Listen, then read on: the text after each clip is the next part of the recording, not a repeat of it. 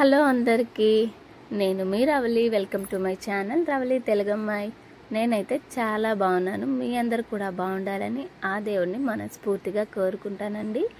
ఇదైతే సప్త శనివార వ్రతం 2వ వారం అండి. మొదటి వారం అయితే చాలా సక్సెస్ఫుల్గా అయితే కంప్లీట్ అయిపోయింది. ఇదైతే 2వ వారం. మొదటి వారం అయితే నేను వీడియో తీయలేకపోయాను, ఎందుకంటే అప్పుడు కృష్ణ కూడా లేడు. ఇది 2వ వారం అయితే ఆయన ఉన్నారు. నేను అందుకే ఆయన వీడియో తీస్తుంటే నేనైతే ఇలా పూజ ఏదో చేసుకుంటున్నాను. చాలామందికి తెలుసో తెలీదో నాకైతే తెలీదు. చాలా మహిమగల పూజ అండి. చాలా అంటే చాలా, నాకు చేసేంత వరకు తెలీదు.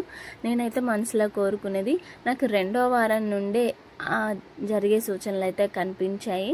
నిజంగా ఇంత మహత్యం ఉన్న పూజని చేసినప్పుడే నాకైతే తెలిసింది.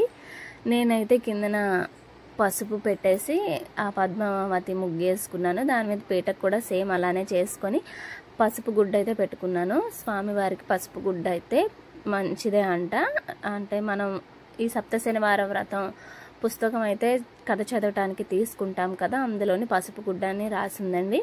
ఇది నేను ఇంట్లో వాడుకునే ఫ్రేము, దానికి అలాగైతే పెట్టేసుకున్నాను. కలసం మాత్రం స్వామివారికి కుడివైపు పెట్టాలటండి. అందుకే నేనైతే కుడివైపు పెట్టేసి అందులోని స్వామివారికి ఇష్టమని 7 రూపాయలు వేసానండి. తులసి దళం, అక్షంతలు, పువ్వులు, పచ్చకర్పూరం కూడా వేసుకోండి. స్వామివారికి ఎంతో ఇష్టమైనది పచ్చకర్పూరము. అది అయిపోయిన తర్వాత నీళ్ళు వేసుకొని దాని మీద కలసం ఎలా పెట్టుకుంటాం అలాగేనండి. 7 మామిడాకులు కానీ తమలపాకులు కానీ 7, ఎందుకంటే స్వామివారికి ఎంతో ఇష్టమైనది 7 వేసుకొని దాని మీద కొబ్బరికాయ పెట్టేసి మీకు ఎలా తోస్తే అలా అలంకరించుకోండి. ఎందుకంటే స్వామివారు అలంకార ప్రియుడట. ప్రసాదాలు కూడా స్వామివారికి 7 ఉండాలండి. ఏ ప్రసాదాలు నేను పెట్టాను అనేది చెప్తాను. స్వామివారికి మాత్రం తులసి మాల మర్చిపోవద్దు. తులసి అంటే చాలా ఇష్టము. స్వామివారికి నేను 7 ప్రసాదాలు పెట్టానని చెప్పాను కదా. నేను నల్ల ద్రాక్ష పళ్ళు, అరటి పళ్ళు, వడపప్పు, పిండి దీపం చేస్తాం కదండి, అప్పుడే చిన్న పిండి ప్రసాదము, నేను సేమియా చేసుకున్నాను, పానకం, ఇవి ఖచ్చితంగానండి. ఈ 7 చేసుకుంటే చాలు, ఎందుకంటే స్వామివారికి 7 అంటే ఇష్టం కాబట్టి ఈ 7 ప్రసాదాలు అయితే సరిపోతాయి. పిండి దీపం ఉండాలండి. పిండి దీపంలోని పిండి, అందులో ఆవు నెయ్యి, చిన్న బెల్లం ముక్క, అరటిపండు, ఈ 4 వేసుకొని పిండి దీపం కలుపుకొని పెట్టుకోండి. పిండి దీపాలకి మాత్రం 7 పిండి దీపాలు, ఆవు నెయ్యి వేసుకొని దీపం పెట్టుకుంటే మంచిది. లేదా నువ్వుల నూనె వేసుకుంటే ఇంకా మంచిదండి. 2 దీపాలు అయితే వేరా పెట్టుకున్నాను. ఒకటి వినాయకుడికి, ఇంకొకటి కుమారస్వామికి. అవి సెపరేట్ 2 దీపాలండి. అంతేని వినాయకుడిని వేరా పెట్టుకొని అయితే పసుపుతో చేసుకోవచ్చు. లేదంటే మన ఇంట్లో ఏదైనా చిన్న విగ్రహం ఉంటే విగ్రహానికి కూడా పూజ చేసుకోవచ్చు. నాకైతే చిన్న విగ్రహం ఉందండి, వెండిది. నేను దాంతోటే పూజ చేసుకున్నాను. ఇంకా ఆ వెంకటరమణమూర్తి ముందున వెంకటరమణమూర్తి, లక్ష్మీదేవి చిన్న వెండి ప్రతిమలు ఉంటే అవి పెట్టుకొని అయితే నేను పూజ చేసుకుంటున్నాను. మర్చిపోవద్దు, స్వామివారికి తులసి ఉండాలి.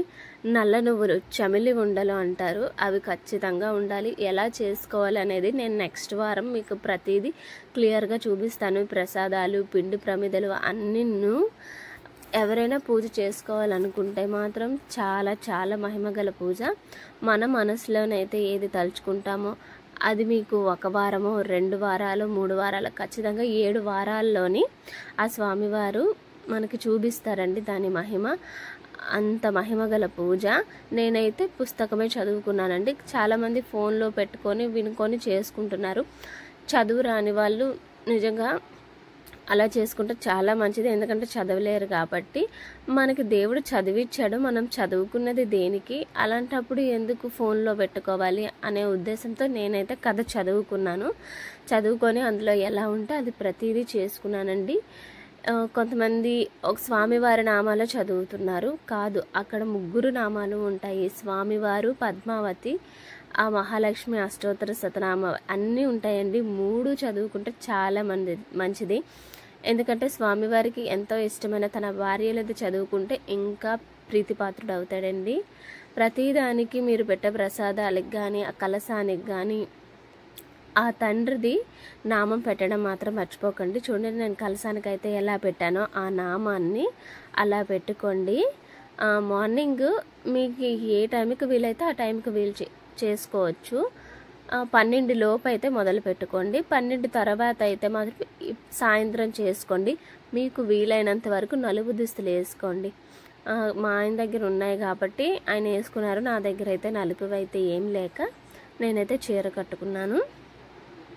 చూశాను కానీ ఎంత చూసినా నాకైతే నలుపు అయితే ఏం దొరకలేదు. మీ దగ్గర ఉంటే మాత్రం వీలైనంత వరకు నలుపు వస్త్రాలు వేసుకోండి. ఆయనకి చాలా ఇష్టం అంట. మీకు వీలైతే పూజ చేసిన రోజు ఎవరికైనా ఒక దంపతులకి భోజనాలు పెట్టచ్చు. లేదా 7 వారాలు అయిపోయిన తర్వాత అప్పుడు ఒక 7గురికి మీకు భోజనం పెట్టే స్తోమత ఉంటే భోజనం పెడతారు. లేదంటే పలదానమైన 7గురికి ఇచ్చుకోండి. 7 అనే విషయాన్ని మాత్రం కలశానికి నామాలు పెట్టుకోవడం అయితే మర్చిపోవద్దండి. ప్రతి దాంట్లో తులసి దళం తప్పనిసరిగా వేసుకోండి. ఎందుకంటే అతనికి ఆ తులసి అంత ఇష్టము. అందుకే తులసి దళం వేయటం అయితే మర్చిపోవద్దు. నాకు మొదటి వారం 2వ వారం 2 సార్లు కూడా కళ్ళల్లో నీళ్లు తిరిగాయండి ఆ స్వామివారి కథ చదువుతుంటే. నిజంగా ఇంత మహత్యం ఉన్నదా, ఇన్ని రోజులు తెలుసుకోలేకపోయానని నాకు అనిపించింది. ఇప్పటికైనా లేట్ అవ్వలేదు. నిజంగా నా అదృష్టం అనే నేను అనుకుంటాను ఆ స్వామివారి పూజ చేయటం.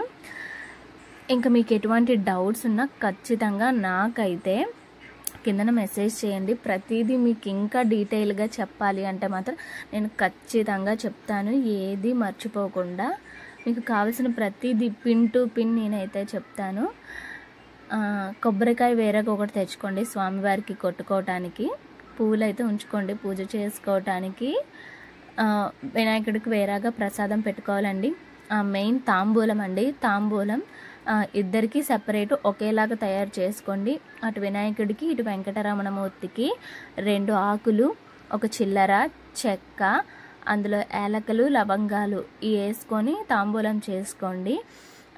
ఇంకేమైనా ఉంటే నాకు ఖచ్చితంగా అడగండి. పూజ అంతా అయిపోయిన తర్వాత నేనైతే మొక్కేసుకున్నాను.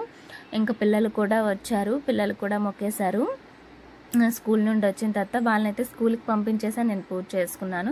ఎందుకంటే ఇద్దరు చిన్నపిల్లలు, అసలు నాకు పూజే జరగదు. మామూలుగా అయితే నాకు ఇదంతా చదువుకోవడానికి గంట పడుతుంది. ఇంక వీళ్ళు వచ్చిన తర్వాత అవ్వదని ఇంకా బ్యాగ్ కూడా ఇప్పకముందే నా కూతురు మొక్కేసుకుంటుంది. ఇంకా స్వామివారి మహత్యం చూపిస్తాను అన్నాను కదా, ఒక్కసారి చూడండి మీకే తెలుస్తుంది.